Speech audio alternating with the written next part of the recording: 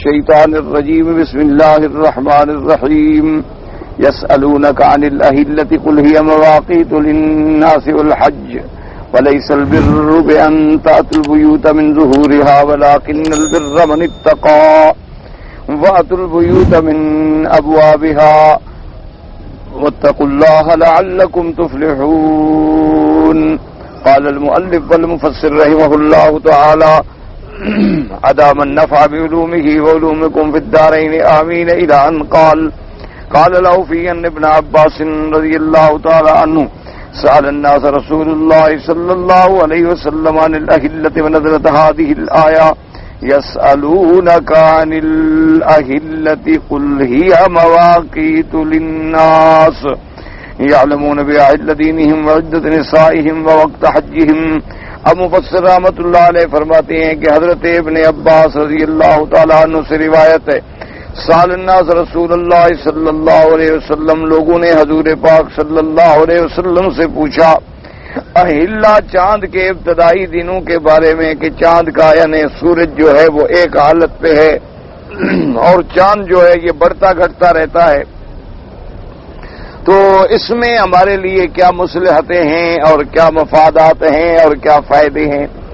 تو اللہ تبارک و تعالی نے قرآن مقدس میں یہ آیت نازل فرمائی کہ یسألونک عن الأہلة قل ہی مواقیت للناس والحج، کہ اللہ تبارک و تعالی نے اپنے بندوں کے لیے یہ چاند کا گھٹنا بڑھنا جو ہے یہ اس لیے بنایا ہے کہ وہ اپنے دین کے مسائل کو حل سمجھ سکیں اور ان کی جو عورتوں کی عدت کے معاملات ہیں اور جو معاہدات ہیں وہ سب جو ہے اس کی تاریخوں کا تعلق جو ہے اس قمری مہینوں سے ہے اور چاند کی تاریخوں سے. وقال ابو جعفر ربيعة بالآلیۃ بلغنا انهم قالوا یا رسول اللہ صلی اللہ علیہ وسلم خلقت اللہ، ان نے سوال کیا کہ یا رسول اللہ صلی اللہ علیہ وسلم اس چاند کے پیدا کرنے کی حکمتیں کیا ہیں؟ فانزل اللہ تعالی یسألونک عن الأهلة قل هي مواقیت للناس یقول جعلها اللہ مواقیت لصوم المسلمین وافطار النساء ومحل دینہم. اللہ پاک نے فرمایا اپنے پاک نبی صلی اللہ علیہ وسلم کو کہ آپ بتا دیں کہ اس میں اوقات ہیں لوگوں کے لیے. کیا مانا اللہ نے مواقیت مقین کر دی ہے مسلمانوں کے روزے کے لیے کہ کب روزہ شروع ہوگا کب روزہ افطار ہوگا، تو سب کا تعلق جو ہے وہ اسی سورج کے غروب سے، شمس کے غروب سے اور ہلال سے، یعنی رات آ گئی. اور اس کے بعد فرماتے ہیں وَإِنْ عِدَّةَ نِسَائِهِمْ، اور اس کے بعد جناب جن کی عورتوں کی عدت وَمَحَلَّ دَيْنِهِمْ، اور قرضوں کی جو مدت ہے کہ قرضے کی مدت مثلا 1 سال کے لیے قرضہ ہے، 2 سال کے لیے قرضہ ہے، 3 سال کے لیے قرضہ ہے، 2 مہینے کے لیے قرضہ ہے، تو معین کیسے کریں گے؟ تو چاند کی تاریخوں سے ہوگا. وَقَدْ رَوَانَتَا وَالزَّحَاقُ وَقَتَادَ وَالسُّدِّي وَالرَّبِيعِ بْنِ سِنَّا وَذَلِكَ. وقال عبد الرزاق عبد العزيز بن ابي رواد عن نافع عن ابن عمر رضي الله تعالى عنهما قال قال رسول الله صلى الله عليه وسلم جعل الله الأهلة مواقيت للناس صوموا لرؤيته وافطروا لرؤيته فإن غم عليكم فعدوا 30 يوما. ابو رواه في مسند ابن حديث ابن ابي رواد به وقال كان ثقة عابدا مجتهدا شريف النسب فهو صحيح الاسناد ولم يخرجاه. اب عبد الرزاق رحمۃ اللہ علیہ نے حضرت سند کے ساتھ حضرت ابن عمر رضی اللہ تعالیٰ عنہما سے روایت کی کہ حضور پاک صلی اللہ علیہ وسلم نے فرمایا کہ اللہ تبارک و تعالی نے چاند کو تمہارے اوقات کے لیے مقرر فرما دیا ہے. صوموا لرؤيته وافطروا لرؤيته، جب تم چاند دیکھو تو روزہ شروع کرو اور چاند دیکھو تو افطار کرو. کیا مانا عید کا چاند، عید کا فیصلہ بھی چاند پہ ہوگا اور روزے کا فیصلہ بھی چاند پہ ہوگا. اور اگر تمہیں چاند نظر نہ آئے تو پھر تم 30 دن جو ہے وہ پورے کر لو. اللہ پاک نے آسانی فرما دی کہ سارا تعلق جو ہے وہ چاند سے. اب مفسر رحمۃ اللہ علیہ فرماتے ہیں کہ ابن ابی رواد سے سند، اور ابن ابی رواد جو ہیں ثقہ ہیں اور بہت بڑے عابد تھے اور بہت بڑے عالی النسب تھے اور صحیح الاسناد تھے، لیکن ان کی روایت جو ہے امام بخاری اور امام مسلم رحمۃ اللہ علیہم نے اپنی کتابوں میں نہیں نکالی، لیکن آدمی ثقہ ہے.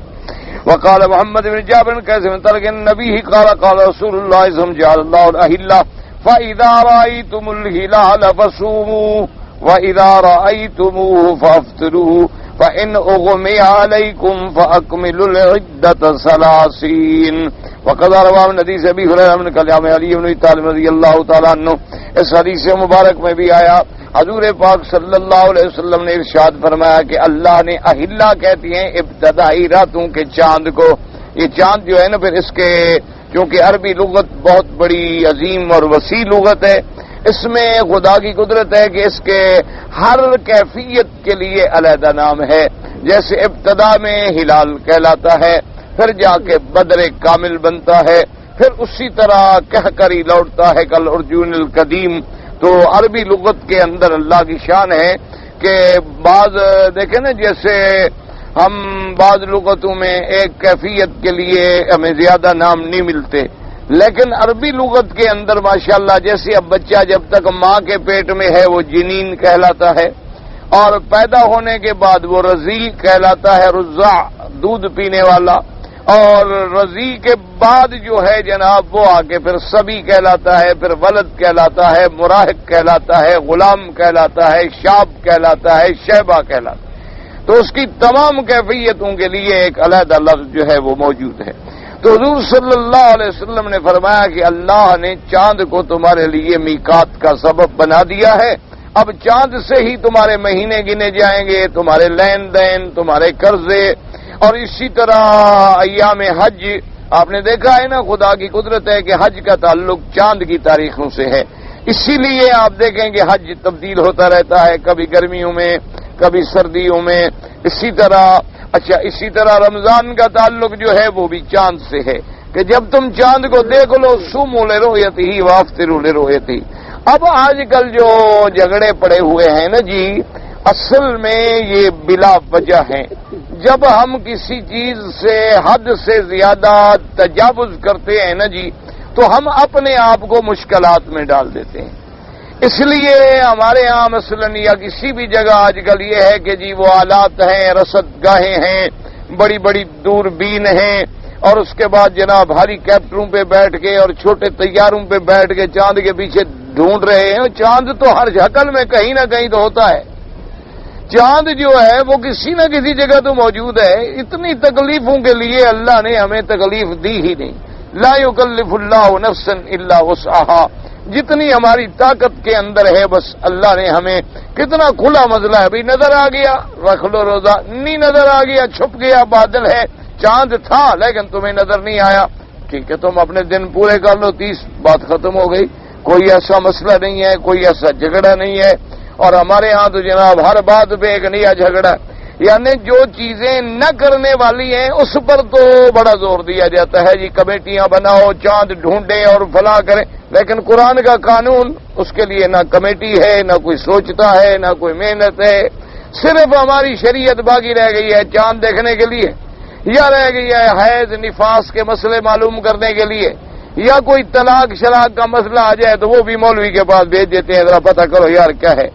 اچھا، اور مولوی بھی اگر منشے کے خلاف بتائے تو پھر دوسرے مولوی کے پاس چلے جاتے ہیں، چھوڑو یار یہ تو بڑا سخت مولوی ہے. تو ٹھیک ہے ہم حنفیوں کے نزدیک رعایت نہیں ملتی، جہاں رعایت ملتی ہے وہاں چلے جاؤ. اور اگر وہاں کوئی مسئلہ سخت لگ گیا، نہیں جناب حنفیوں کے نزدیک گنجائش ہے، اگر امام صاحب امام نہیں، وہ امام نہیں ہے، وہ بھی تو امام ہے سبحان اللہ، پھر ادھر آ جائیں گے.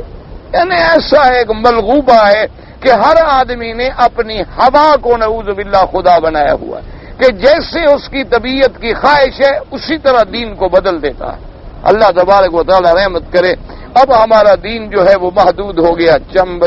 چاند کی کمیٹی بنا دو، اور رمضان شریف کا جب روزے کا دن آ جائیں تو سبحان اللہ کو گولے شولے بھی مار دو، اور اس کے بعد جناب رات کو کچھ ٹولیاں بنا دو جو لوگوں کو سونے نہ دیں. 12 بجے رات سے ڈنڈے لے کے لوگوں کے دروازوں کو مارنا شروع کر دیں. یہ اسلام کی علامت ہے. انا للہ و انا الیہ راجعون. یاد رکھو جس نے روزہ رکھنا ہے اس کا دروازہ نہ کھٹکھٹاؤ تب بھی وہ رکھتا ہے، اور جس نے روزہ نہیں رکھنا ہے نا تم ڈھول لے کے اس کے گھر میں سارے بچے نازل کر دو نا، پھر بھی وہ ڈنڈے مار کے بھگا دے گا، روزہ نہیں رکھے گا. جو مرضی ہے کل. اسلام یاد رکھو، اسلام جو ہے وہ اندر سے شروع ہو کے پھر باہر آتا ہے، ایک موٹی بات یاد رکھو۔ اور دنیا کے قانون جو ہے وہ ہیں ہی باہر باہر، اندر ہے ہی نہیں۔ ایک اصول یاد رکھ لو، اللہ کی رحمت سے آسانی ہو جائے گی، کہ اسلام اور ایمان جو ہے وہ سب سے پہلے اپنے اندر سے شروع ہوتا ہے۔ جب اندر کی اصلاح ہو جائے گی، باہر خود بخود ٹھیک ہو جائے گی۔ تیرے دل کے اندر اللہ کا ڈر پیدا ہو گیا، بس ختم ہو گئی۔ اب تمہیں کسی سپاہی کی ضرورت نہیں، کسی پیرے کی ضرورت نہیں، کسی ڈنڈے کی ضرورت نہیں۔ اور دنیا کے قانون ظاہر پہ چل رہے ہیں، اندر کی اصلاح تو کرتے نہیں، سوال ہی پیدا نہیں ہوتا۔ کسی بندے کو بڑے سے بڑا پکڑ کے 5 سال کے لیے جیل بند کر دیں گے، جب واپس آئے گا تو پہلے سے بھی بڑا ڈاکو ہوگا۔ اب اس نے دیکھ لیا ہوتا ہے کہ جیل کیا ہے، شریف آدمی ڈرتا ہے نا۔ جب آدمی 1 دفعہ 2 دفعہ 4 دفعہ وہ کہتے ہیں جی جیل تو ہماری سسرال ہے، اور جب ڈاکو جیل سے نکلتے ہیں تو جیلر کو کہہ کے آتے ہیں یار یہ کمبل شمبل ہمارا مت لپیٹنا، میں کل تو آ رہا ہوں، کیا ضرورت ہے پھر تمہیں بچھانا پڑے گا۔ ان کے لیے ختم۔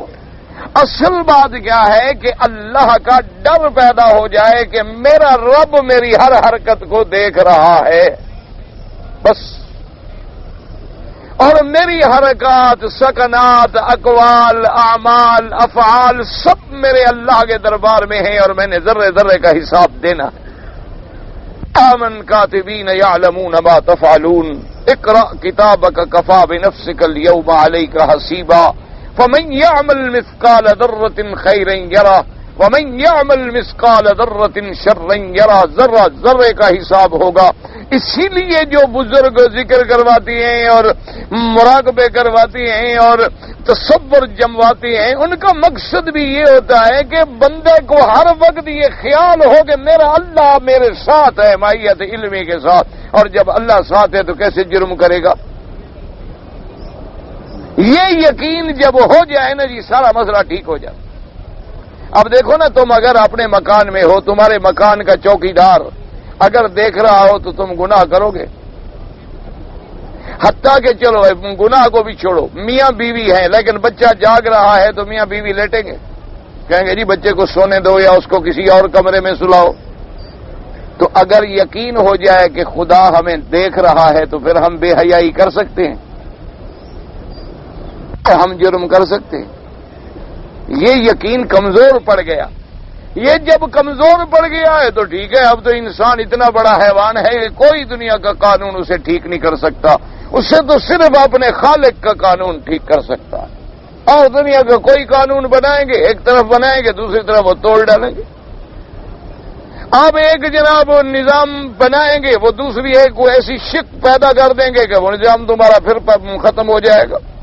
اصل بات کیا ہے؟ تقوی، ولکن البر من اتقى۔ اللہ نے فرمایا سب سے بڑی نیکی کیا ہے کہ ڈرنا سیکھ جاؤ۔ جب تم نے تقوی اختیار کر لیا تو سارے مسئلے حل ہو گئے۔ اب چاند کا مسئلہ ہے، کوئی ضرورت نہیں پریشانی کی۔ یعنی کتنی بڑی اسلام نے رعایت دی ہے کہ الفطر یوم فطر الناس والضحى یوم اضحى الناس۔ حضور نے فرمایا کہ اگر لوگوں نے غلطی سے مثال کے طور پہ عید کر لی، یعنی غلطی ہو گئی کہ ہم نے سمجھا کہ چاند نظر آ گیا ہے، یا کسی نے دیکھا یا دھوکا لگا، کچھ ہوا، ہم نے غلطی سے عید کر لی، 9 ذی الحج سمجھ کے جناب 20 لاکھ آدمی میدان عرفات میں چلا گیا، حالانکہ وہ 9 تھی وہ تو 8 تھی۔ اللہ فرماتا ہے میرے بندے جس دن کٹھے ہو گئے میں اسی دن حج قبول کر لوں۔ غلطی ہو گئی تو ہو گئی، بندے تو میرے یہاں آ گئے نا، 8 بھی میری تاریخ ہے، 9 بھی میری تاریخ، بس جس دن انہوں نے عید منا لی ہے مجھے قبول ہے۔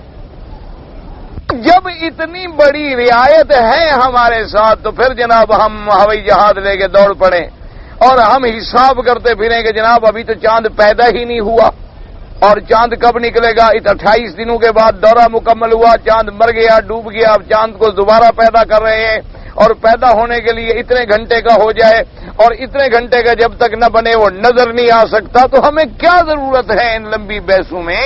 ہم سورج یا چاند کے پجاری تو نہیں ہیں کہ ہم چاند کو ڈھونڈیں اور سجدے کریں اور عیدیں منائیں۔ ہمیں تو شہود چاند یعنی وجود کی ہمیں ضرورت نہیں ہے کہ ہم اس کو ڈھونڈ کے پکڑ کے لے آئیں کہ تم سامنے آؤ تمہیں سجدہ کریں گے ہم.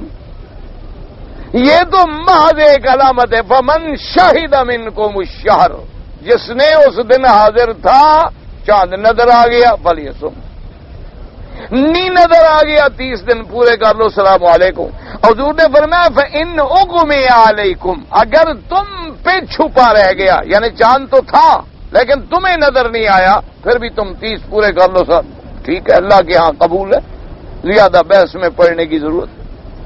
اور دوسرا مسئلہ یہ سمجھ لیں کہ صحابہ نے جب سوال کیا ہے تو کل سوال صحابہ کے کتنی ہیں؟ 14 سوالات ہیں رضوان اللہ علیہم اجمعین. صحابہ کی مقدس جماعت نے اپنے پیارے نبی سے کل 14 سوال پوچھے، یعنی عمومی سوالات، ذاتی سوالات تو ہوتے رہتے ہیں، ان کا تو کوئی تعلق نہیں انفرادی سوالات کا. تو 14 سوالات کے جواب جو ہیں، جب سوال پوچھا گیا تو اللہ نے قرآن اتارا. تو مسئلہ کیا سمجھ آیا کہ اللہ کا نبی عالم الغیب نہیں ہوتے ہیں. اگر علم غیب ہو تو پھر وحی کے انتظار کی ضرورت ہی نہیں، جواب دے دے. اور دوسرا مسئلہ یہ سمجھ آیا کہ اللہ کا نبی بھی اللہ کے قانون کا پابند ہے. جب تک اللہ حکم نہیں دیں گے اللہ کا پیغمبر کوئی قانون بناتے نہیں، کوئی ضابطہ نافذ ہی نہیں فرماتے، وہ بھی اللہ کے احکام کے پابند ہیں. اس لیے صحابہ کہتی ہیں کہ جب سوال کیا گیا فَنَزَلَتْ هَذِهِ الْآيَةُ، پھر یہ آیت اتری، پھر یہ آیت اتری، پھر یہ آیت اتری، جیسے جیسے سوال آیا اللہ نے عرش سے اس کا جواب جو ہے قرآن مبارک میں عطا فرما دیا.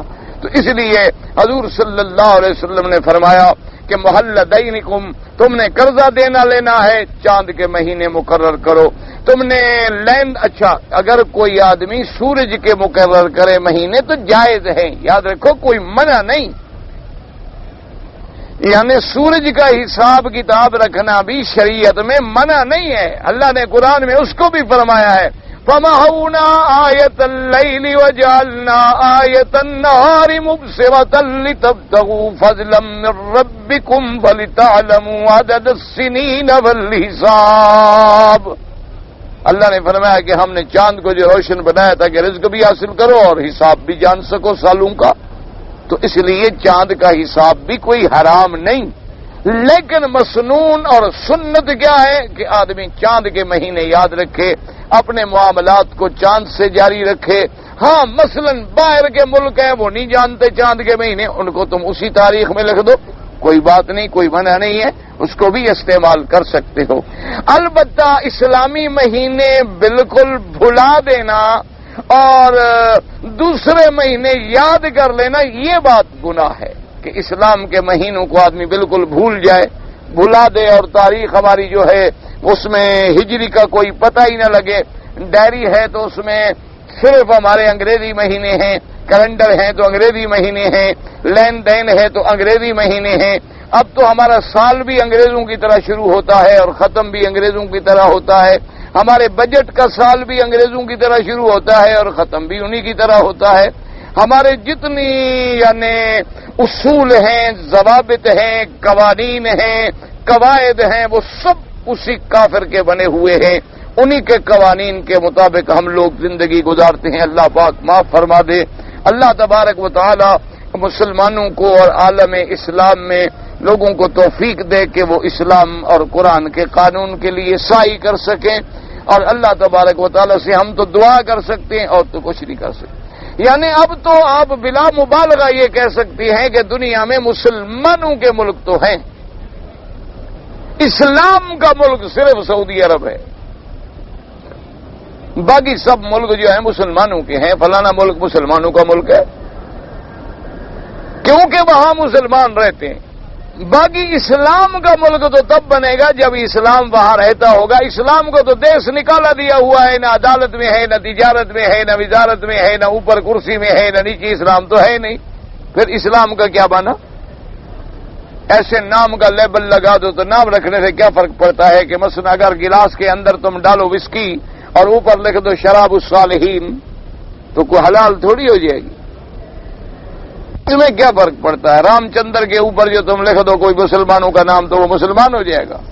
کچھ بھی نہیں ہوتا۔ اس لیے اس مسلمانوں کے ملک بڑے ہیں، اور بس ایک آدمی اللہ معاف کرے کافروں کے ملک میں گیا، واپس آیا، بیمار تھا، وہاں علاج کے لیے میرے دوست ہیں، 6-7 مہینے وہ رہے، واپس آیا تو میں نے کہا ابھی ہاں کیا حال ہے، کیسے دیکھا تم نے؟ اس نے کہا جی میں نے وہاں اسلام دیکھا ہے لیکن مسلمانوں کے بغیر، اسلام تو میں نے پایا ہے لیکن مسلمانوں کے بغیر، اور فلاں فلاں میں اسلامی ملک میں گیا تھا وہاں مسلمان پائے ہیں اسلام کے بغیر۔ کہا بھی وہ کیسے؟ کہنے لگا جی وہ سچ بولتے ہیں، جھوٹ نہیں بولتے، وقت کے پابند ہیں، صفائی ہے، نظافت ہے، شرافت ہے، رات کو آدھی رات کو بھی گاڑی چلا رہے ہیں، اشارہ بند ہے، کوئی ٹریفک نہیں، کوئی پولیس نہیں، کوئی سپاہی نہیں، وہ کھڑا ہے۔ کہتا جی قانون کیوں توڑے ہم؟ سوال پیدا نہیں ہوتا میں قانون کو توڑ دوں؟ اس نے ٹرن لینا ہے، پھرنا ہے، باقاعدہ گاڑی کو بریک مارے گا چاہے آگے گاڑی نہ ہو۔ کہتا جی بالکل پہلے اس سڑک کا حق ہے، پہلے میں اس کو حق دوں گا پھر میں پاس کروں گا، ورنہ میں زیادتی کیوں کروں؟ آپ کے ساتھ ٹائم معین کیا ہے، اس میں منٹوں کے حساب سے بھی غلطی نہیں آ سکتی۔ آپ سے کہا کہ جی رات 9 بجے میں آپ کو ملوں گا، ٹھیک 9 بجے آئے گا۔ اور کسی مسلمان سے وعدہ کر کے دیکھو، اچھا تجربہ کرنا ہو تو کسی مولوی کا کر لو، چلو کی تو میرے خیال میں وقت میں پہنچ جاتے ہیں، مولوی اللہ کی رحمت سے بالکل نہیں آتے، کیونکہ ان کی اللہ سے بنی ہوئی ہے، ان کو پتہ ہے، کہہ دیں گے استغفر اللہ الذی لا الہ الا ہو، بس مولویوں کی خدا سے ہے براہ راست بنی ہوئی، اور ان کو مسئلے بھی آتے ہیں کہ جتنا جھوٹ بولتے رہو، جب اٹھو کہ سبحانک اللہم و بحمدک اللہم انی استغفرک و اتوب الیک، بس یہ مجلس کے گناہ معاف ہو گئے۔ پھر مولوی کیسے وعدے پہ آئے؟ میری زندگی میں تو کوئی نہیں آیا، آپ کو کوئی اچھے لوگ ملے ہوں گے، مجھے شاید میرے جیسے ملتے ہوں، جس سے بھی وعدہ کیا نا جی اور منت کی کہ بھائی ظہر کی نماز فلاں جگہ پڑھیں گے، باہر گاڑی نہیں کھڑی کرنے دیتے، اس کا وقت ہے، مہربانی کرنا یہاں پہنچ، بالکل ٹھیک ہے، اس کے بعد غائب۔ اب ہم ڈھونڈ رہے ہیں ادھر ادھر دیکھ کے، اگر بھاگے بھی باہر کو گاڑی نہ لے جائے آخر کیا کریں گے بھی؟ پھر وہاں گئے، پھر آدمی کھڑا کرو، پھر ٹیکسی پہ حضرات کو لے آئے، کیونکہ کھڑا نہ کرو یہ بھی تو توہین ہے نا بزرگوں کی، ہم نے توہین کر دی۔ 2 گھنٹے کے بعد وہ جی معاف کرنا میں پھنس گیا، وہ ملنے آ گیا، وہ ملنے آ گیا۔ اور صاحب کیا کہہ رہے ہو؟ کیا پھنس گئے تم؟ اب میں نے الحمدللہ بالکل علاج سوچا ہے اللہ کی رحمت سے، اس سے بڑا ناراض تو بڑے ہو رہے ہیں لوگ، لیکن آہستہ آہستہ ٹھیک ہو جائیں گے۔ اب میں جس مولوی کو دعوت کرتا ہوں نا کہ 1:30 بجے جناب فلاں جگہ آنا ہے، ٹھیک ہے، نہیں آیا چلے گئے، اس کے بعد دروازے پہ گیٹ پہ اپنے حارث سے کہہ دی، اب اگر مولوی آئے تو کہو مولوی صاحب کھانا کھا کے سو گئے، ختم، جاؤ واپس۔ 2-4 کو واپس کیا ہے، انہوں نے خط میں گالیاں شالیاں تو بڑی لکھی ہیں، لیکن آخر میں لکھا ہے کہ ٹھیک کیا آپ نے، اچھا کیا۔ پہلے تو گالیاں لکھی، آخر دوست ہیں، بھائی ہیں، گالیاں بھی لکھ سکتے ہیں۔ انا للہ و انا، دعا کرو اللہ ہمارے حال پہ رحمت کرے، دل سے دعا کر دو، اللہ کے کعبے میں یار کچھ نہ کرو، دعا کیا کرو اللہ مولوی اور پیروں کو ٹھیک کر دے نا، سب ٹھیک ہو جائے۔ دل سے دعا کرو، ایک دن کعبہ پکڑ کے رو کے اللہ کیا کہ یا اللہ ہمارے مولوی اور پیر ٹھیک ہو جائے نا، یہ انجن ٹھیک ہوگا تو باقی ڈبے بھی پٹڑی پہ چلیں گے، اگر انجن ہی جناب پٹڑی سے اتر گیا تو پھر ڈبوں کو کون چلائے گا؟ باقی تو پھر مسئلہ ہی ہے، وہ تو پھر پڑے ہی رہیں گے۔ دعا کرو اللہ ان کو ٹھیک کر دے، سب گاڑی ٹھیک ہو جائے۔ قوله تبارک و تعالی ولیس البر بان تاتوا البیوت من ظہورها ولکن البر من اتقى واتوا البیوت من ابوابها۔ قال البخاری رحمہ اللہ تعالی حدثنا عبید اللہ بن موسیٰ بن اسرائیل عن ابی اسحاق عن البراء رضی اللہ تعالی عنہ قال كانوا اذا احرموا في الجاہلیۃ اتوا البیوت من ظہرہ۔ حضرت برا رضی اللہ تعالیٰ عنہ فرماتی ہیں کہ زمانے میں ابتدا میں جاہلیت میں یہ عادت تھی کہ اگر وہ لوگ احرام باندھ کے عمرے کے لیے یا حج کے لیے آ جاتے، احرام باندھ لیتے تھے، پھر گھر میں جانا ہوتا تو دروازے سے داخل نہیں ہوتے، کہتے بھی ہم نے تو احرام باندھ لیا، ارادہ کر لیا، گھر سے تو ہم نکل آئے، اب ہم جناب گھر میں کیسے جائیں؟ وہی ضروری جانا ہے. اچھا جانا ہے تو پیچھے سے دیوار توڑ دو، دیوار توڑ کے اندر داخل ہو جاؤ، دروازے سے نہ جانا. یعنی گھر میں یوں ہی کان پکڑ لو پھر تو ہے جائز، یوں پکڑو تو ٹھیک نہیں. تو وہ یہ اتنا اب اندازہ کرو، کافر بھی احرام باندھتے تھے. یہ نہ خوش ہوا کریں کہ میں نے عمرہ کر لیا ہے تو بس اب میں اللہ سے مل گیا. یہ خوش نہ ہوا کریں دل میں. ہمارے ہاں کوئی آدمی عمرہ کر لے نا اور جو حج پڑھ لے، سبحان اللہ، اگر 4-5 حج پڑھ لے، سبحان اللہ، وہ تو گویا کہ حضرت جبریل علیہ السلام کے ساتھ مل گیا. یاد رکھو، حج عمرے سب ابو جہل بھی کرتا تھا. ابو جہل بھی حج پڑھتا تھا، احرام باندھتا تھا. کیا خیال ہے آپ کا، جنت میں جائے گا؟ اور ابی جہل، ابی لہب، یہ جتنے بڑے بڑے کافر ہیں نا، وہ گبر ہیں جو کفر کے، سارے کے سارے احرام باندھتے تھے، عمرے کرتے تھے، طواف کرتے تھے، حج کرتے تھے، لبیک پڑھتے تھے، مینا جاتے، مزدلفہ جاتے، قربانیاں کرتے، عرفات جاتے، سب کچھ کرتے تھے، لیکن جہنمی ہیں. کیوں؟ توحید کا عقیدہ نہیں تھا. اس لیے اگر ہمارے عقیدے کی اصلاح نہ ہو تو عمرے کرنے سے کچھ نہیں ہوتا. وہ مثال مشہور ہے نا کہ ایک مولوی سے ایک آدمی نے پوچھا کہ جناب ہمارے کنویں میں کتا گر گیا، اب کیا کریں؟ پانی، انہوں نے کہا پانی سارا نکال دو. دوسرے مولوی کے پاس گیا، اس نے کہا جی پانی تو ہم کیسے نکالیں، وہ تو ہمارا کنواں ایسا ہے کہ 2 گھنٹے کے بعد پھر 3 میٹر پانی چڑھ آتا ہے، تو ہم کیسے نکالیں؟ اس نے کہا بس ٹھیک ہے، تم پیمائش کر لو کہ پانی کتنی ہے، بس نکال دو. تیسرے مولوی صاحب کے پاس جب گئے تو انہوں نے کہا پہلے کسی نے یہ بھی بتلایا ہے کہ کتا نکالو؟ کتا پڑا رہے اندر اور پانی نکالتے رہو. تو یہ جب تک اندر شرک والا کتا پڑا ہوا ہے، کوئی عمرہ شمرہ حج فائدہ نہیں دیتا. سب سے پہلے اس کو نکال لو، اللہ کی توحید کا عقیدہ بناؤ، پھر اللہ کے دروازے پہ گناہوں سے توبہ کرو، پھر عمرہ کرو، اور اس کے بعد محسوس کرو کہ میرے اندر تبدیلی آئی ہے. میں بے نماز تھا، نمازی بن گیا، جھوٹ بولتا تھا، سچا بن گیا، سود کھاتا تھا، چھوڑ دیا، حرام کھاتا تھا، توبہ کر لی، رشوت کھاتا تھا، میں نے بدل دی ہے، اور میرا ماحول گھر میں دین، تو سمجھو کہ اللہ نے میری حاضری قبول فرما لی. اور عمرہ کرنے کے بعد جاؤ اور پہلے سے بھی بگڑ جاؤ تو سمجھو کہ اللہ نے مجھے اپنے دروازے سے ٹھکرا دیا، میں کھوٹا ہو گیا، ختم، بات ختم ہو گئی. اس کا علاج کیا ہے؟ پھر توبہ کرے، اللہ کے دروازے پہ لوٹا. تو اللہ نے فرمایا یہ الٹے راستے دروازے توڑنے سے داخل ہونا کوئی نیکی شیکی نہیں ہے. نیکی تو مجھ سے ہے کہ مجھ سے ڈرو. فانزل اللہ تعالی عز وجل هذه الآیہ وَلَيْسَ الْبِرُّ بِأَن تَأْتُوا الْبُيُوتَ مِن ظُهُورِهَا وَلَكِنَّ الْبِرَّ مَنِ اتَّقَىٰ وَأَتَى الْبُيُوتَ مِنْ أَبْوَابِهَا. وَقَدْ رَوَى أَبُو دَاوُودَ الطَّيَالِسِيُّ عَنْ شُعْبَةَ عَنْ أَبِي إِسْحَاقَ عَنِ الْبَرَاءِ قَالَ كَانَتِ الْأَنصَارُ إِذْ قَدِمُوا مِنْ سَفَرِهِمْ لَمْ يَدْخُلِ الرَّجُلُ مِنْ قِبَلِ بَابِهِ. انہوں نے فرمایا کہ انصار کے قبیلے میں بھی یہ عادت تھی کہ جب وہ لوگ سفر سے واپس آتے تھے تو سیدھے دروازے سے داخل نہیں ہوتے تھے بلکہ پیچھے سے داخل ہوتے تھے. اللہ نے یہ قرآن پاک میں آیت نازل فرمائی. وقال اعمش نبی سفیان جابر كانت قریش تدعى الحمص وكانوا يدخلون من الابواب في الاحرام وكانت الانصار وصائر العرب لا يدخلون من باب في الاحرام. حضرت جابر فرماتے رضی اللہ تعالیٰ عنہ کہ قریش جو تھے وہ اپنے آپ کو حمص کہلاتے تھے. کیا مانا کہ مجاور ہیں ہم کعبۃ اللہ کے.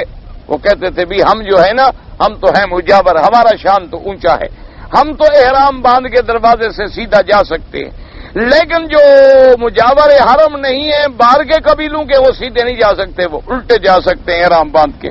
فرماتی ہے وکانت الانصیف بین رسول اللہ صلی اللہ علیہ وسلم خرج من بابی وخرج معه قطبۃ بن عامر الانصاری فقالوا یا رسول اللہ ان قطبۃ بن عامر رجل تاجر منه خرج معك من الباب فقال له ما حملك على ما صنعت قال رأيتك فعلت كما فعلت فقال إني أعوذ قال فإن ديني دينك فأنزل الله ليس البر بأن تأتوا البيوت من ظهورها ولكن البر من اتقى وأتوا البيوت من أبوابها.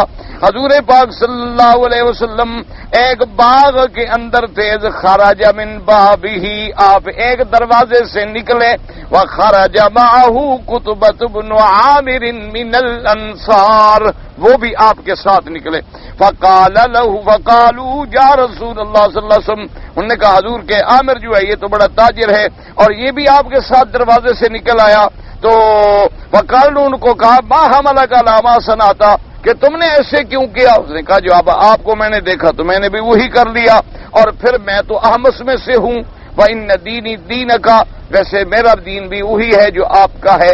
تو بہرحال مقصد یہ تھا کہ حضور تو سیدھے دروازے سے نکلے، اور وہ لوگ جو تھے سیدھے نکلنے کو قابل اعتراض سمجھتے تھے، اس لیے حضور کے سامنے یہ اعتراض رکھا۔ اللہ پاک نے آیت نازل فرمائی وَلَيْسَ الْبِرُّ بِأَن تَأْتُوا الْبُيُوتَ مِن ظُهُورِهَا وَلَكِنَّ الْبِرَّ مَنِ اتَّقَىٰ وَأَتَى الْبُيُوتَ مِنْ أَبْوَابِهَا، ورواه ابن ابي حاتم ورواه الاوفي بن باز من نحوه، وقد روى عن مجاهد الزهري وقتال ابراهيم النخعي والسدي والربيع بن انس، وقال حسن البصري كان اقوام من اهل الجاهليه اذا اراد احدهم سفرا وخرج من بيته يريد سفره الذي خرج له ثم بدا له بعد خروجه يقيم على سفر لم يتخبز باب لكن يتصفر من قبل ظهره۔ حسن بصری رحمت اللہ علیہ فرماتی ہیں کہ زمانہ جاہلیت میں بعض قبیلوں کی یہ عادت تھی کہ اگر وہ سفر کا ارادہ کر لیتے اور سفر کے لیے گھر سے باہر نکل جاتے، پھر سفر کا ارادہ بدل گیا، اب رہنے کا سے جانا دین نہیں، دین مجھ سے ڈرنے کا نام ہے کہ مجھ سے ڈرو اور میری پیروی کرو۔ اس دروازے سے چلے جاؤ گے تو کیا ہوگا اور اس دروازے سے چلے جاؤ گے تو کیا ہوگا؟ اصل بات تو اللہ سے ڈرنا ہے۔ وقال عطاء ابن ابي رباح كان اهل يثرب اذا رجعوا من عيدهم دخلوا منازلهم من ظهورهم ويرون ان ذلك ادنى الى البر۔ انہوں نے فرمایا کہ مدینہ منورہ میں زمانہ جاہلیت کے رہنے والے لوگ جب عید پہ جاتے، خوشی پہ عید سے جب واپس آتے تو سیدھے دروازے سے داخل نہ ہوتے، دیواروں سے داخل ہوتے تھے۔ فقال اللہ تعالی ليس البر بأن تأتوا البيوت من ظهورها ولا يرون ذلك أدنى إلى البر واتقوا الله لعلكم تفلحون۔ اتقوا الله ففعلوا ما أمركم به واتركوا ما نهاكم عنه۔ اللہ نے فرمایا اللہ سے ڈرو، واتقوا الله، اور ڈرنے کا کیا معنی ہے؟ ڈرنے کا معنی کہ اللہ جو فرماتے ہیں قرآن میں واتقوا الله یا ایھا الذین آمنوا اتقوا الله، اتقوا الله، اللہ سے ڈرو، اللہ سے ڈرو، اس کا کیا معنی ہے؟ اس کا معنی یہ نہیں ہوتا یا اللہ میں تجھ سے بڑا ڈرتا ہوں، یا اللہ میں بڑا ڈرتا ہوں، یہ نہیں، یہ معنی نہیں ہے۔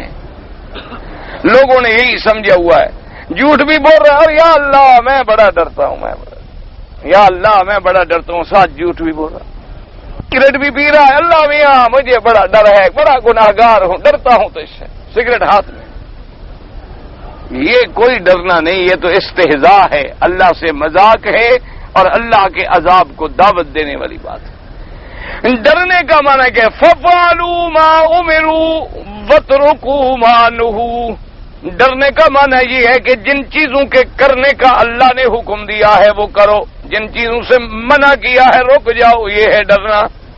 اللہ نے جن چیزوں کا کرنے کا حکم دیا کرو، اللہ نے فرمایا یہ چیزیں نہ کرو، بس نہ کرو، یہ جو ہے یہ ہے ڈرنے والا، اس کا نام ہے متقی۔ کہ اللہ نے کہا شرک نہ کرو، بدعت نہ کرو، زنا نہ کرو، چوری نہ کرو، حرام نہ کھاؤ، عقل اموال الناس بالباطل نہ کھاؤ، سب چیزوں کو چھوڑ۔ فرمایا نماز پڑھو، روزہ رکھو، حج کرو، زکوٰۃ دو، اچھے کام کرو، ان کو کرتا رہے، یہ ہے تقویٰ۔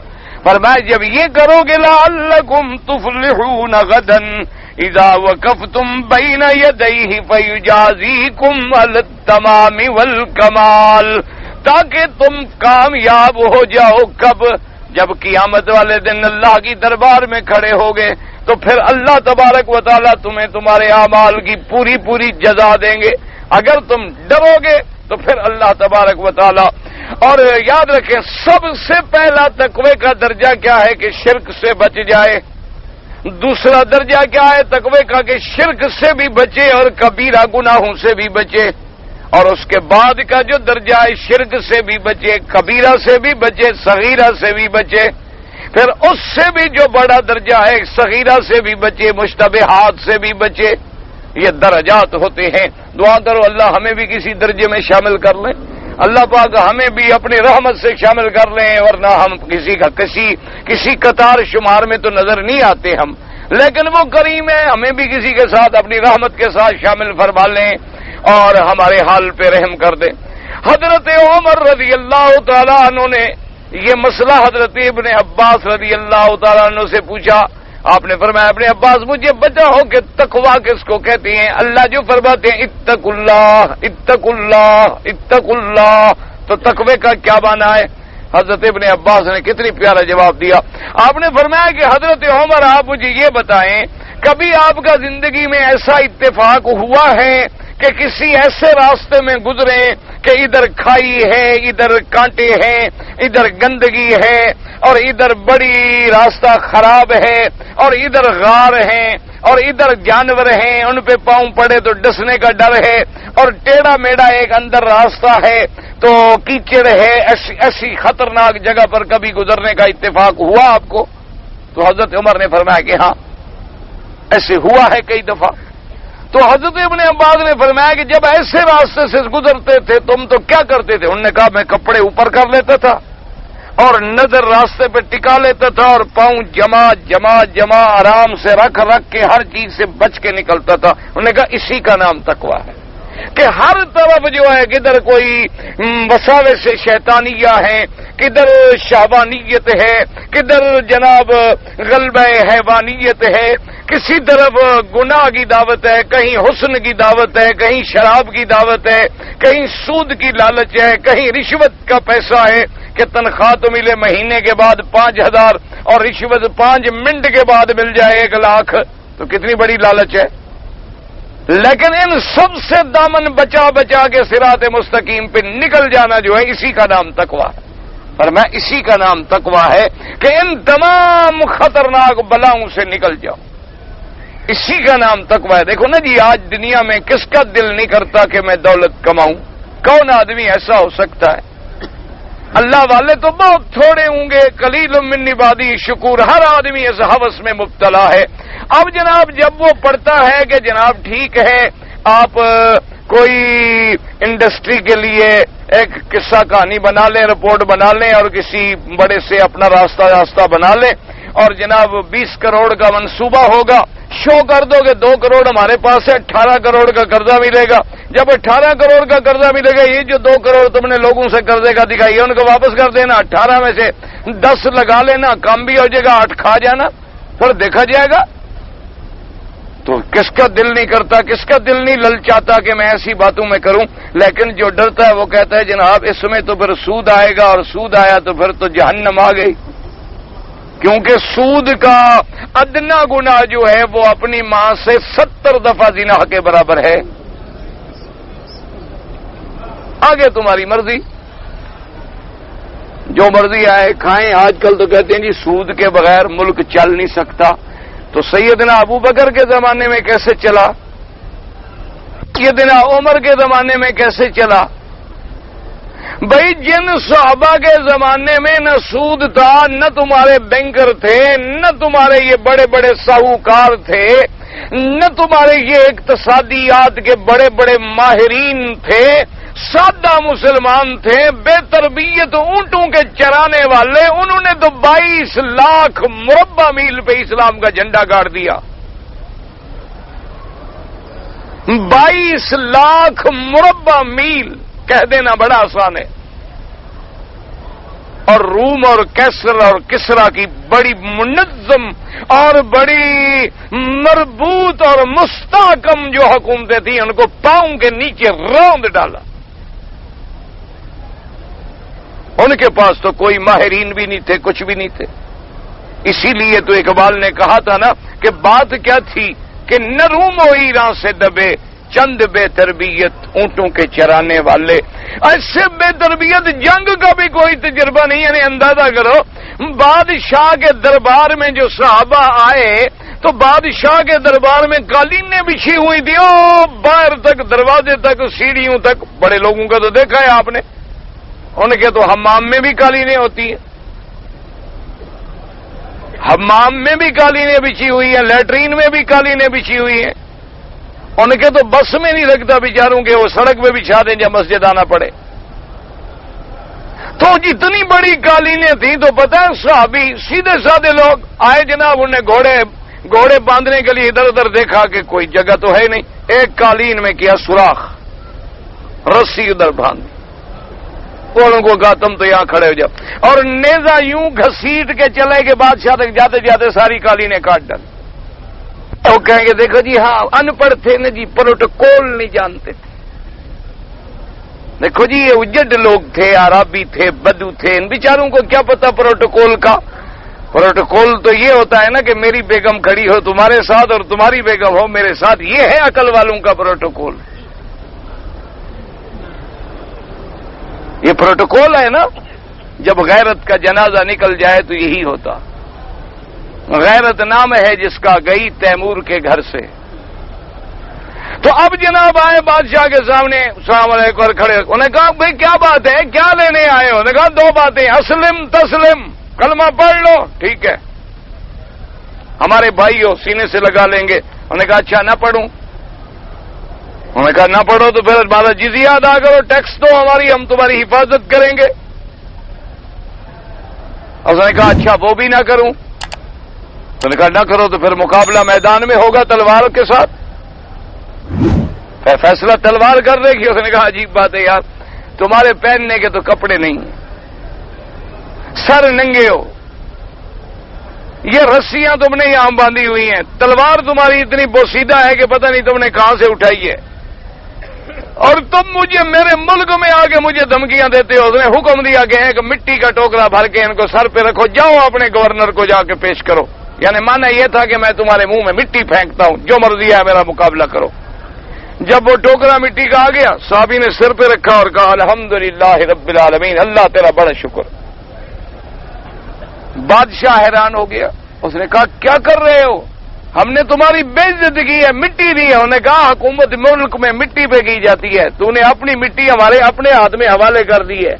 میں نے اللہ کا شکر کیا ہے کہ چند دنوں کے بعد تیرے اسی تخت پہ ہمارے گھوڑے دوڑ رہے ہوں گے۔ بس جی واپس آئے اور اس کے بعد چڑھ دوڑے، اللہ کی رحمت سے کئی ساری قوتیں خاک اور خون میں ملا ڈالا، اسلام کا جھنڈا گاڑ دیا۔ کہتے ہیں جی سود کے بغیر جناب ملک نہیں چل سکتا، رشوت کے بغیر جناب کرسی نہیں بچ سکتی، اور جب تک تاجر حرام نہ ملائے جناب نفع شریف نہیں ہو سکتا، اور جب تک جناب جھوٹ نہ بولنے کاروبار نہیں ہو سکتا، تو پھر اسلام کو چھوڑ دو، اسلام کو کیوں بدنام کرتے ہو؟ سیدھی بات ہے، کہو کہ جناب ہمارا اسلام سے گزارا نہیں ہو سکتا، ہم اسلام کو ہم طلاق دیتے ہیں، چھٹی، السلام علیکم، فی ایمان اللہ، اللہ کو کوئی ضرورت نہیں۔ وَإِن تَتَوَلَّوْا يَسْتَبْدِلْ قَوْمًا غَيْرَكُمْ ثُمَّ لَا يَكُونُوا أَمْثَالَكُمْ، اللہ نے فرمایا تم سب کے سب اگر پھر جاؤ میں اور قوم پیدا کر دوں گا، میں اس بات پہ قادر ہوں کہ تمہیں فنا کر ڈالوں اور نئی قوم پیدا کر دوں جو میری ماننے والی ہو، مجھے کیا تکلیف، یا پھر پورے مسلمان بن جاؤ۔ اس لیے اب علاج کیا ہے؟ دعا، بس دعا کیا کرو۔ اچھا جناب فرماتے ہیں کہ مکے میں مقیم ہوں، واپسی شوال میں، بھائی سیدھی سی بات ہے کہ اگر تم مکے میں رہتے ہو، اب چھٹی جا رہے ہو، اور جب تم واپس آؤ گے تو شوال کا مہینہ ہوگا، یعنی حج کے مہینے شروع ہو جائیں گے، اور تم عمرہ کرو، عمرہ کر لو، عمرہ کرنا کوئی منع نہیں۔ اگر اسی سال حج کرو گے تو تمہارا حج جو ہے وہ ہو جائے گا حج تمتع، تمہیں حج کی مینا میں ایک بکری دینی ہوگی بس۔ اور اگر اس سال تم نے حج نہیں کرنا ہے تو بات ہی ختم ہو گئی، تم اپنا عمرہ کیوں چھوڑ دو، میقات کا عمرہ ضائع کرو، اپنے ملک سے آتے ہوئے احرام باندھو، عمرہ کرو، اپنے چھوٹے حج کا ثواب حاصل کرو، اور پھر مکے میں آ کے اپنی ڈیوٹی کرو۔ اللہ نے حج نصیب کر دیا تو تمہارا تمتع ہو گیا، اور اگر حج نہ کیا، پہلے کیا ہوا ہے تو کوئی بات نہیں ہے، تمہارا عمرہ تو نہ جائے۔ یہ تو نہیں اس حج سے ڈرتے ڈرتے عمرہ بھی نہ کرو کہ بکری دینی پڑے گی، اس وقت پتہ ہے ہم زندہ بھی رہیں گے نہیں رہیں گے۔ اللہ کے بندے عمرہ نہ چھوڑا کرو۔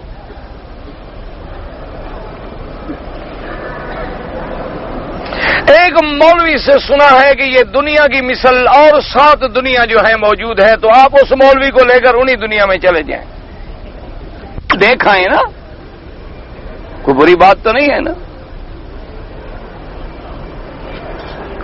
اور وہاں سے پھر ہمیں کو خط شت بھیج دینا.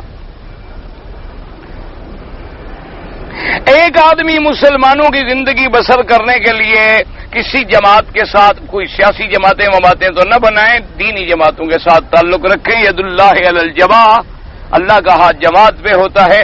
یہ ہمارے ہاں جو سیاستیں ہیں یہ تو منافقت ہے، ان کے لیے تو دعا کریں اللہ ہدایت دے بس.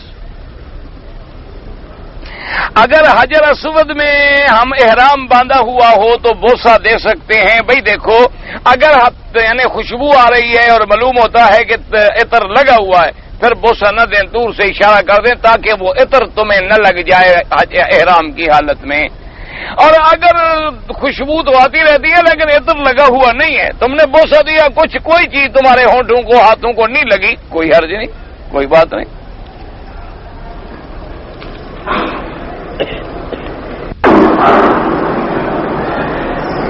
پتہ نہیں نبی اکرم کے زمانے میں کسی صحابہ کسی پیغمبر نے کھلے ہاتھ نماز پڑھی. کھلے ہاتھ سے کیا پتا، مجھے نہیں پتا. یوں بھی کھلا ہے، یوں بھی کھلا ہے، یوں بھی کھلا ہے. پتا تم کیا پوچھنا چاہتے ہو؟ پہلے وضاحت تو کرو نا، کھلے ہاتھ کیا بنا؟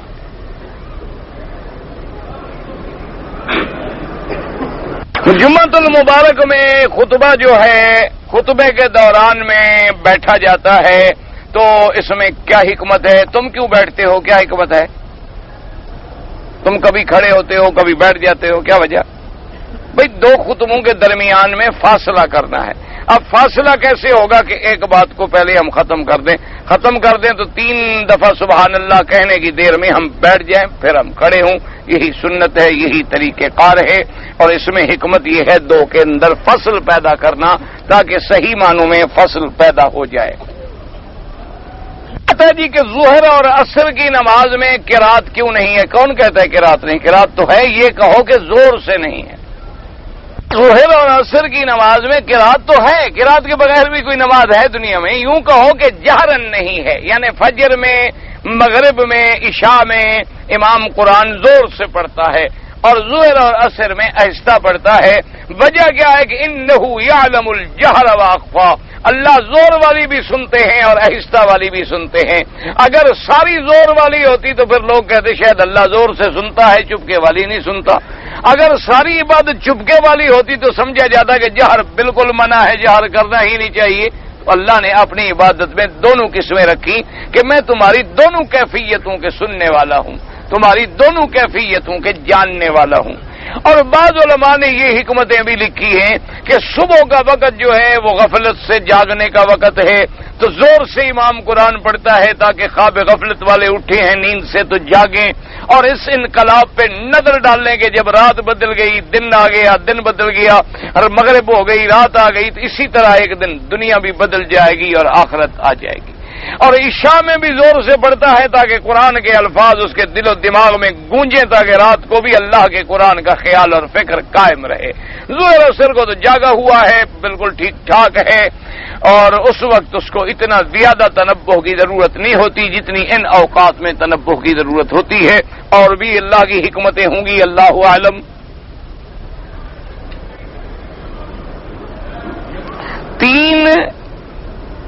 پتہ نہیں کیا تین پتہ نہیں کیا چلا کیا چیز ہے اس کے بارے میں قرآن تین کے پتہ نہیں کو پتہ لگے تین کیا یعنی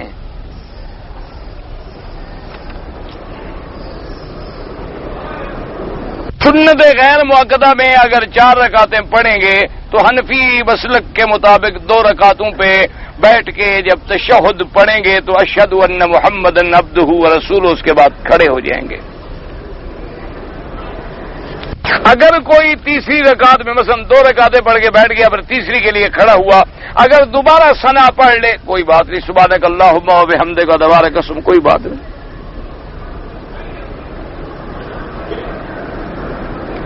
عشاء کی نماز میں نہیں پڑھ سکا تو کیا دوسرے دن عشاء کی نماز؟ بھائی بات یہ ہے کہ ایک تو ہے کہ جس کی نماز کبھی کبھی اتفاق سے چھوٹ گئی، یعنی وہ صاحب ترتیب ہے، ہمیشہ نمازیں ترتیب سے پڑھتا ہے، لیکن بیچارے کی ایک نماز غلطی سے رہ گئی تو بعض علماء کہتے ہیں اس کو بھی پھر اسی ترتیب سے قضا کرے تاکہ اس کی ترتیب والا دماغ اور ذہن جو ہے وہ قائم رہے.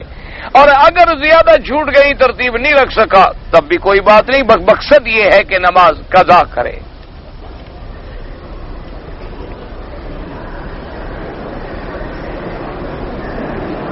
مجھے بیماری ہے کہ احتلام آ جاتا ہے اور میں استنجا کر لیتا ہوں کپڑے پہن کر دوسری جگہ نہا کر وہی کپڑے پہن سکتا ہوں، ان کپڑوں کو حنفی مسلک میں دھونا چاہیے جس پر یعنی احتلام لگا ہو۔ کہتے ہیں جی اگر مکہ مکرمہ میں ہم آئے ہیں عمرے کے لیے اور ہم نے 15 دن سے کم رہنا ہے تو حنفی مسلک میں آپ مسافر ہیں جب تک کہ 15 دن کے قیام کی نیت نہ کریں۔ ہاں اگر آپ نے نیت کر لی کہ میں 15 دن رہوں گا پھر نہیں رہ سکے تب بھی آپ مقیم ہو جائیں گے، لیکن آپ نے نیت بھی نہیں کی اور یقین ہے کہ ہم نے تو 8 دن یہاں رہنا ہے اور 8 دن مدینہ شریف میں رہنا ہے، پھر آپ مسافر ہیں، امام کے پیچھے نماز پوری پڑھیں گے۔ اگر کوئی علیحدہ پڑھنی پڑے تو پھر مسافروں والی پڑھیں گے، کیونکہ امام جب مقیم ہو تو آدمی امام کے تابع ہو جاتا ہے۔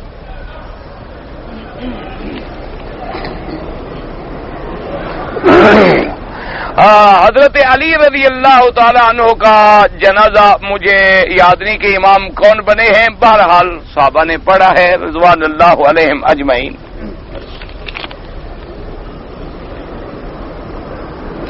ایک بچے کی ماں نے دعا کے لیے کہا اللہ سب کے بچوں کو صالح بنائے، دعا کریں جن کے بچے نہیں ہیں اللہ ان کو بچے نصیب کرے اور جن کی اولادیں ہیں اللہ ان کو صالح بنائے، اور جو بچے پڑھ رہے ہیں امتحان دے رہے ہیں اللہ کامیاب فرمائے اور ان کو والدین کی فرما برداری اور اطاعت نصیب فرمائے۔ جی کہ کوئی ولی کرامت کے ذریعے مردہ زندہ کر سکتا ہے، بھئی معجزے کے ذریعے زندہ ہو سکتا ہے، کرامت کے ذریعے بھی ہو سکتا ہے، لیکن اللہ چاہے، ولی کے ہاتھ میں نہیں ہوتا۔ یہی ایک مسئلہ ہے، معجزہ نبی کے ہاتھ میں نہیں ہوتا، کرامت ولی کے ہاتھ میں نہیں ہوتی۔ یہ بنیادی بات ہے سمجھنے والی، لوگ سمجھتے ہیں کہ ان کے اپنے ہاتھ میں ہے، جب چاہیں کرامت دکھا دیں، جب چاہیں معجزہ دکھا دیں۔ اگر ایسی بات ہو تو کوئی چاہتا ہے کہ اس کا بچہ مر جائے، اپنے بچوں کو نہ زندہ کر لیں، ان کے اپنے بچے فوت ہو جاتے ہیں، اپنے دکھ اصل کیا ہے کہ معجزہ بھی اللہ کی طرف سے ہوتا ہے، وہ اپنے نبی کے ہاتھ پہ چاہیں تو ظاہر کر دیں، نہ چاہیں تو نہ کریں۔ اسی طرح کرامت بھی اللہ کی طرف سے ہوتی ہے، چاہے تو کسی اپنے ولی کے ہاتھ پہ ظاہر کر دیں اور چاہیں تو نہ کریں۔ یہ سب چیزیں اللہ کے ہاتھ میں ہیں، اللہ ظاہر فرماتے ہیں، نبی کے ہاتھ پہ تو معجزہ کہلاتی ہے، ولی کے ہاتھ پہ تو کرامت کہلاتی ہے۔ نہ اللہ کے نبی کے اپنے ہاتھ میں مرنا، دیکھو نا جی مکے والے آئے حضور کی خدمت میں، انہوں نے کہا کہ یا رسول اللہ صلی اللہ علیہ وسلم لن نؤمن لک حتی تنزل علینا کتابا نقرأ، انہوں نے کہا دیکھیں جی ہم تو نہیں مانیں گے آپ کو۔ پہلے تو انہوں نے اور کہا کہ ہم لن نؤمن لک حتی تفجر لنا من الارض ينبوعا، انہوں نے کہا اللہ کے نبی ہم آپ پر ایمان نہیں لے آتے مگر ایک شرط ہے، اگر آپ ہمیں معجزہ دکھائیں کہ مکے کی زمین میں چشمے جاری ہو جائیں، آبادیاں ہو جائیں، باغ بن جائیں اور سبزہ لگ جائے تو پھر ہم مان لیں گے۔ اور پھر جناب اور یا یہ ہے کہ فرشتہ اوپر سے اترے ہمارے سامنے، ہم دیکھ رہے ہوں کہ فرشتہ آ رہا ہے اور وہاں سے کتاب لکھا ہوا اللہ کا حکم نامہ لے آئے کہ فلان ابن فلان میں تصدیق کرتا ہوں کہ محمد مصطفیٰ میرے نبی ہیں۔ اگر ایسا کوئی پرچہ ہمارے سامنے آئے پھر ہم مان لیں گے۔ تو ایسے ہمیں معجزے دکھائیں۔ اللہ نے فرمایا میرے نبی فرما دو قل سبحان ربی هل كنت الا بشر رسولا، اللہ نے فرمایا کہہ دو کہ میں تو ایک بشر ہوں، انسان ہوں، اللہ کا رسول ہوں، معجزے میرے ہاتھ میں تو نہیں، اللہ چاہے تو دکھا دے، اللہ چاہے تو نہ دکھا۔ اس لیے ہمیشہ یاد رکھیں کہ یہ سارا مسئلہ جو ہے یہی ہے۔ ہاں اب اگر اللہ تبارک و تعالی کسی ولی کے ہاتھ پہ بھی ایسی کرامت کا ظہور کر دیں ان کی مرضی ہے، وہ کر سکتے ہیں، لیکن نہ کریں، کسی ولی کے اپنے ہاتھ میں نہیں ہے۔ جی حنفی حضرات کے نزدیک مغرب کی اذان کے بعد مغرب سے پہلے 2 رکعت سنت پڑھنا ان کے نزدیک ضروری نہیں ہے۔ وہ باقی ائمہ فرماتی ہیں کہ ایک حدیث ہے کہ 2 یعنی تکبیروں کے درمیان یعنی اذان اور اقامت کے درمیان میں سنت ہے، لیکن امام صاحب فرماتے ہیں ایک حدیث میں آتا ہے الا المغرب، مغرب کی نماز، اس کے لیے چونکہ وقت بڑا کم ہوتا ہے تو لہذا غروب کے بعد اذان ہونے کے بعد جلدی سے نماز ہونی چاہیے. ان کے نزدیک 2 سنتیں نہیں پڑھی جاتی. یعنی اگر کوئی پڑھ لے، مسئلہ یہ ہے کہ کیا پڑھنا اولا ہے یا نہ. احناف کے نزدیک اولا نہیں ہے، باقی حضرات کے نزدیک اولا ہے. بس اتنی سی بات ہے اور کوئی جھگڑے والی بات تو ہے نہیں. جی اگر ایک مرد کمزور ہے تو کیا اپنی بیوی کے ملنے کے لیے کوئی دوائیں کھا سکتا ہے؟ کیوں نہیں کھا سکتا بھائی؟ فرق اتنا ہے کہ وہ دوا حلال ہو، حرام نہ ہو. بس یعنی یہ نہ ہو گیا کہ میں شراب پی لوں، کہ میں کمزوری رفع کر لوں، وہ تو پھر حرام ہے. کہتا ہے جی میں نے پہلے کوئی اکاؤنٹ کھولا تھا جس میں سود تھا، اب تو میں نے کرنٹ اکاؤنٹ کروا لیا ہے. ٹھیک کیا آپ نے. اس میں کچھ سود کے پیسے ہیں، وہی نکالوں یا اتنی پیسے؟ بھائی اتنی پیسے نکالو. وہی کیا ان کے اوپر لکھا ہوا ہے کہ یہ سود والا ہے، یہ غیر سود والا ہے. حساب کر کے دیکھو. ابھی مثلا 2000 سود ہے، وہ 2000 نکال کے یا اپنی طرف سے 2000 دے کے آئندہ تم سود لوگے نہیں. کرنٹ کرا لیا الحمدللہ. تو بغیر نیت ثواب، یعنی ثواب کی نیت نہ کرو اور کسی غریب کو دے دو. یا دیکھا نا کہیں لیٹرین ٹوٹے ہوتے ہیں، کہیں سڑکیں ٹوٹی ہوتی ہیں، کہیں کوئی ایسے رفاہی کام ہوتے ہیں، لیکن ثواب کی نیت نہ کریں. ثواب حلال پہ ہوتا ہے، حرام پہ نہیں ہوتا. کلّما طلاق دینے والے اپنے علاقے کے مولوی سے مسئلہ پوچھ لیں. میرے والد کا انتقال ہو گیا ہے، ان کے نام سے حج کر سکتا ہوں؟ بالکل کر سکتے ہیں. کل شام کو امام صاحب نے کیا کہا تھا؟ یہی کہا تھا کہ آج بارش کے لیے نماز پڑھیں گے. میرے ساتھ میں دوسرے لوگ کام برابر نہیں کرتے، میں کفیل کو شکایت کروں تم اسی کام کے لیے آئے ہو؟ تو تم اپنا کام کرو، وہ جانے ان کا کام. جانے نہیں کرتے، قیامت میں خدا کو جواب دیں گے. تم کو نگران ہو ان کے. حضرت علی کو غسل کس نے دیا تھا؟ ابو طالب مسلمان تھے نہیں تھے؟ یہ پہلے ہو چکا ہے. تاش کھیلنا گناہ ہے؟ بالکل گناہ ہے. بغیر شرط کے بھی گناہ ہے اور شرط کے ساتھ تو بہت بڑا گناہ ہے. اللہ تبارک و تعالی معافی عطا فرمائے. حدیث مرفوع سے کیا مراد ہے؟ جو حضور نے فرمائی قال رسول اللہ. موقوف سے مراد ہے کہ صاحب النبی ہریرہ قال، ابو ہریرہ نے کہا. صلاۃ التسبیح کی حدیث تو ہے لیکن ضعیف ہے. کوئی بات ہی کوئی پڑھے تو بلی کا جھوٹا کھا لے کوئی بات نہیں. تو اگر بیوی کی کنکریاں ماری تھی، دم پڑ گیا، 3 دن بھی ماری تھی تو 1 دم ہے، 1 دن ماری تب بھی 1 دم ہے. اگر ایک آدمی 100 روپے کی چیز نقد بیچتا ہے تو کہتا ہے یہ کتاب 100 ریال، ادھار بیچتا ہے تو کہتا ہے 120 ریال. یہ جائز ہے، اس لیے یہ سود نہیں ہے، کیونکہ اس کا مطلب ہے کہ میں نے آپ کو 2 قیمتیں بتائیں، نقد کی 100 اور ادھار کی 120. آپ نے مجھ سے سودا 120 میں لیا ہے، میں نے گویا یہ آپ کو 120 میں بیچی ہے، تو سود کس بات کا ہے؟ اس میں سود نہیں ہوتا. میں نے تو چیز بیچی ہے، چیز کی قیمت لگائی ہے، تم نے وہ دوسری قیمت قبول کی ہے. سود تو یہ تھا کہ میں نے آپ کو پیسے دیے اور سال کے بعد اس پر میں نے پیسہ لیا. یہ تو میں نے سودا بیچا، میں نے چیز دی ہے آپ کو. بالغ کا سطر چھپانا بالکل فرض ہے. خطرہ نہ ہو تو کرا لیں، سنت ہے. اگر کسی نامحرم عورت کو ہاتھ لگ جائے بغیر ارادہ تو اللہ معاف کرے گا. اگر نیت خراب تھی تو توبہ کر لو. اللہم صلی علی سیدنا محمد وعلی آل سیدنا محمد.